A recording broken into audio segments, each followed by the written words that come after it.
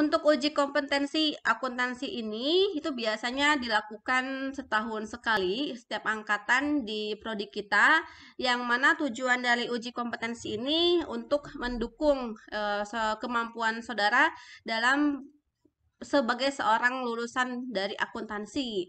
Otomatis kan nanti pada saat melamar kerja ada sertifikat yang menunjukkan bahwa saudara sudah lulus uji kompetensi akuntansi ini, menunjukkan bahwa oh benar nih kalau saudara itu udah paham, udah mampu dalam menyusun laporan keuangan, sehingga hal tersebut juga akan menjadi value dan tambahan bagi saudara ketika nanti saudara kerja. Ya, untuk uji kompetensi ini itu diselenggarakannya yang mengadakannya itu oleh IAI. Untuk apa namanya, mungkin udah ada beberapa dari kalian yang sudah pernah mengalami, khususnya untuk SMK yang jurusan akuntansi.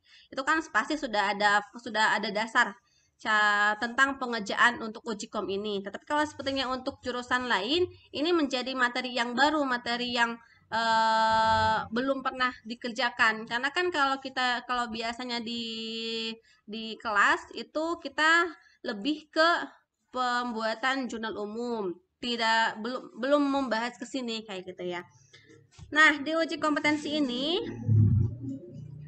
itu yang kebetulan ada yang untuk ini sesi yang pertama dan terbagi menjadi 3 sesi, yang mana untuk pengerjaannya nanti juga akan per sesi itu langkah-langkah pengerjaannya itu akan dibagi. Nah, ini untuk daftar rincian yang akan kita bahas untuk hari ini. Lalu untuk yang secara garis besar gambaran tentang uji kompetensi, ini pelaksanaan uji kompetensi ada 3 tahap, 3 sesi yang tadi yang sempat dibahas. Jadi sesi 1, sesi 2, sama sesi 3. Yang mana nanti di setiap awal sesi, di sesi 2 dan sesi 3 itu nantinya akan diperoleh di sesi 1 itu ada soal yang akan menjadi data dasar kita mengerjakan soal untuk uji komnya. Lalu di sesi 2 itu dan sesi 3 itu nanti ada jawaban pegangan yang benarnya yang kita akan input di sesi selanjutnya kayak gitu. Nah, untuk sesi 1 itu terbagi menjadi 3 jenis pengerjaan. Yang pertama spesial jurnal atau jurnal khusus, yang kedua pengisian inventory card atau kartu persediaan, dan yang ketiga tentang pembuatan subsidiary ledger, khususnya untuk yang account receivable dan account payable-nya. Untuk sesi 2 itu kan kita sudah mulai membuat general ledger. Nah, di general ledger itu kan biasanya ada saldo awal ya, saldo awal di awal periodenya berapa. Nah, untuk saldo-saldo awal itu kita akan di datanya itu akan kita peroleh dari si penyelenggara soal. Jadi kita tinggal input nantinya itu. Lalu yang bagian keduanya ada account receivable dan account payable schedule. Yang ketiga ada merchandise inventory schedule, dan yang keempat ada unadjusted trial balance. Untuk yang sesi ketiga itu kita sudah mulai masuk ke pembuatan adjusting entries, lalu yang kedua worksheet, yang ketiga bank reconciliation, yang keempat final statement yang terdiri dari ada laba rugi, ada laporan bersih keuangan, laporan laba ditahan, dan laporan arus kas, serta yang terakhir itu ada closing entries. Ya, nah saudara mungkin sudah memegang soal jenis tampilan soal yang nanti akan kita kerjakan. Itu kurang lebih kan ada, nanti sebentar saya ya. Nah, ini kan kurang lebih untuk gambaran dasarnya seperti ini ya. Berarti di sini ada informasi umum tentang perusahaan tersebut, ada petunjuk pengerjaan, baik itu umum dan penyelesaiannya, dibaca aja. Lalu ada, kalau ini kan masih offline ya, jadi masih pengerjaannya pakai buku sama pulpen. Tapi kalau sekarang kan online ya. Nah, kalau saya kurang tahu nih kalau untuk yang online seperti apa.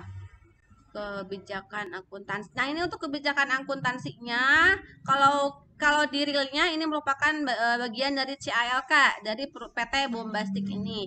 Ini informasi umum, ada kebijakan akuntansi dari setiap akun yang ada di perusahaan tersebut. Nih ya. Lalu ada lagi dari mulai penyusunan tetap, perpajakan, dan seterusnya. Nah, ini ada saldo akun bersedia untuk trial balance-nya. Nah, ini saldo neraca saldo ini yang nantinya akan menjadi saldo awal yang akan kita input di ledger. Nanti tinggal input. Setelah itu, nah ini ada rincian daftar pelanggan, pemasok, persediaan barang dagangan, aset tetap, dan komposisi kepemilikan saham. Nah, semua informasi ini kita harus paham dulu. Nanti itu akan kita masukkan kemana. Yang pertama ada daftar pelanggan. Ternyata kan kalau di satu perusahaan pasti memiliki banyak pelanggan ya, sehingga harus didaftar dulu siapa saja yang menjadi pelanggan kita dan berapa saldo piutang yang dimiliki oleh masing-masing pelanggan. Yang kedua, data pemasok dan saldo hutang dagang. Ini untuk pemasok barang perusahaan bombastik.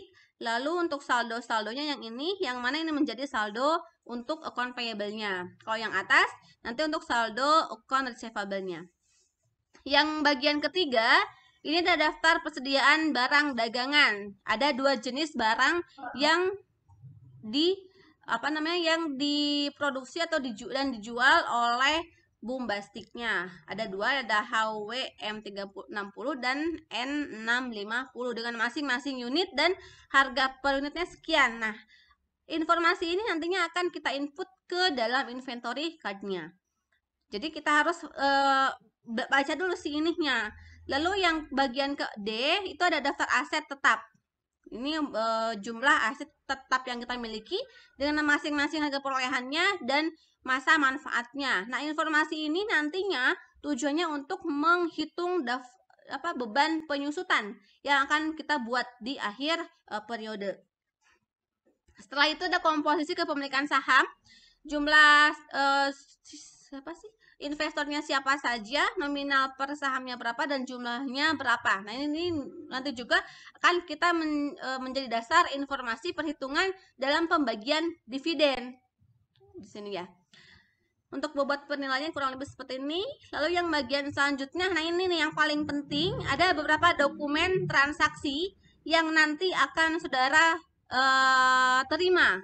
Ada berbagai macam jenis. Kalau yang sudah pernah melihat soalnya pasti tahu ya ada beberapa macam. Nah, secara disimpulkan oleh saya ada beberapa macam yang dokumen transaksi yang ada di ya. Kenapa teh? Yang tadi saya jelaskan ada data pelanggan dengan nama perusahaannya dan saldonya. Nah, ini akan menjadi dasar pengisian yang nanti di account receivable-nya. Kalau yang untuk poin B, ini akan menjadi dasar data yang akan kita input di account payable, baik itu di kelanya budak. Kurang lebih ada yang ini, ada bukti kas masuk.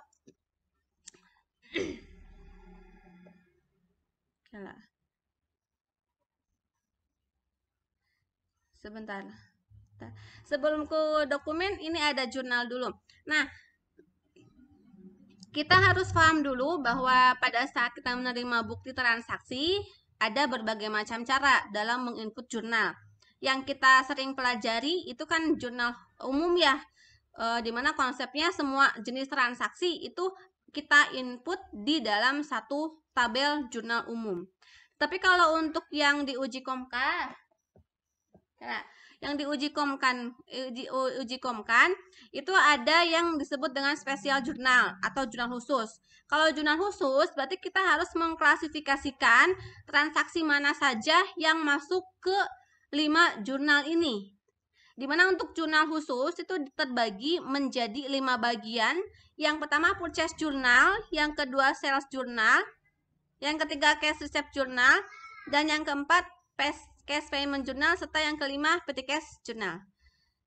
Ntar dulu, saya break dulu sebentar ya. Untuk yang purchase journal itu kita akan menginput setiap transaksi atau dokumen yang berkaitan dengan pembelian. Tetapi pembeliannya ini khusus yang dilakukan secara kredit. Kalau yang secara cash, pembelian secara cash nanti itu akan masuknya ke cash payment journal. Nah, lalu yang kedua untuk sales journal ini khusus untuk transaksi penjualan saja.